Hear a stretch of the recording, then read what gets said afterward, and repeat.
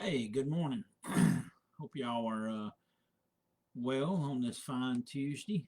Uh, just kind of wanted to work through the next section of the Sermon on the Mount as a devotional thought. And today, our devotional thought comes from Matthew 5, verses 33 through 37. It's about taking oaths on when you make a vow or keeping your word. And,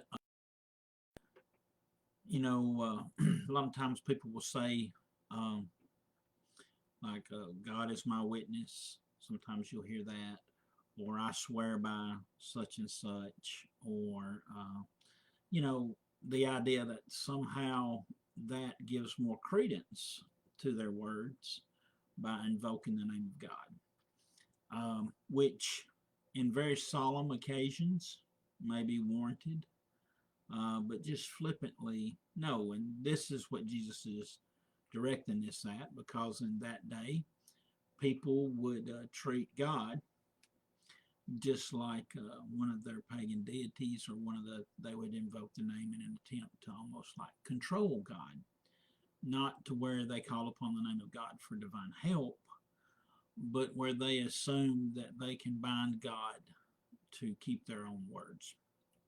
Uh, so I'm going to read this and then just give you a few little thoughts. Again, you said to those of old, you shall not swear falsely, but shall perform to the Lord what you have sworn. But I say to you, do not take an oath at all, either by heaven, for it is the throne of God, or by earth, for it is his footstool, or by Jerusalem, for it is the city of the great king. And do not take an oath by your head, for you cannot make one hair white or black.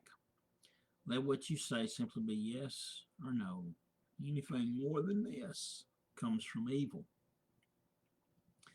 Now, Jesus is not saying that it's wrong for you to pledge. He's just saying when you say you'll do something, do it. When you say you won't do something, don't. Let your yes be yes and your no be no. Uh, and then all these options that people have. And so Jesus says, don't swear at all. And people say, well, okay, we won't swear in God's name, but what about in heaven's name? No, that's God's throne. Okay, what about something on the earth? What about swearing in the name of something on the earth? No, because don't swear that way either, because that's God's footstool. So God's in control of heaven and of earth. Well, surely we can swear by Jerusalem.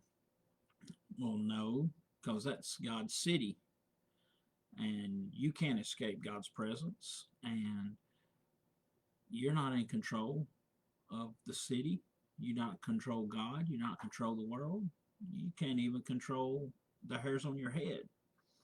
So don't swear by that. But what can we say then? Well, just tell the truth. Just tell the truth. You're in control over your own words, the words that come out of your mouth. So just tell the truth. So when we go out and we live in the world and we interact with people, we go wanting and expecting and counting and trusting God to help us. And he is faithful to help his children and to provide.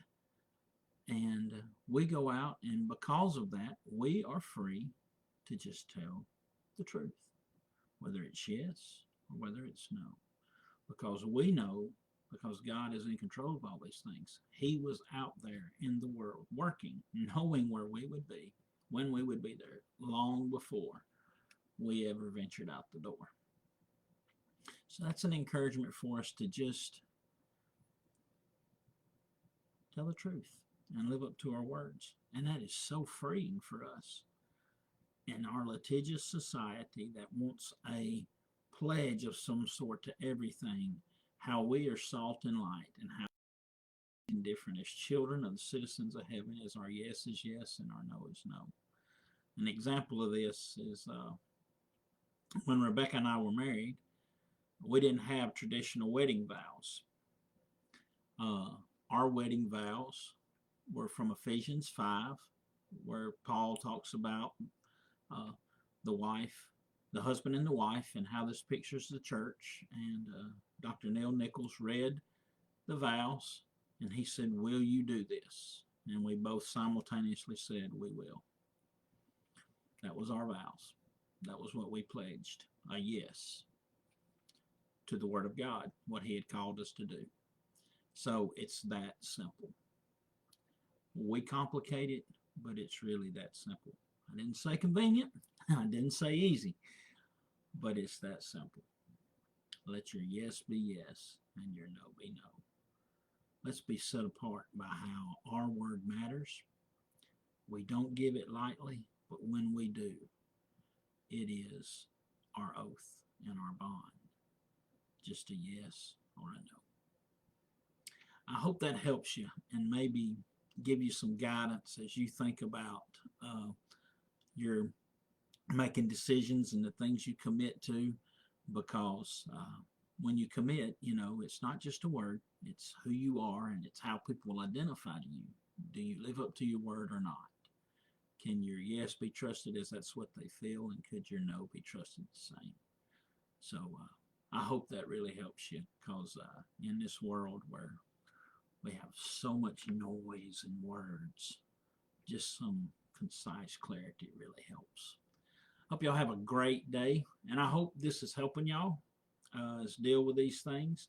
Just a word of note, I am going to loop back and do a couple of these on the previous one about adultery and divorce and all that at a later time. I might even do a whole separate thing on that, because I think that's a really important issue in our world. So we'll be looking for that in the future. All right. Well, I hope y'all have a great day, and I look forward to seeing you soon. Bye-bye.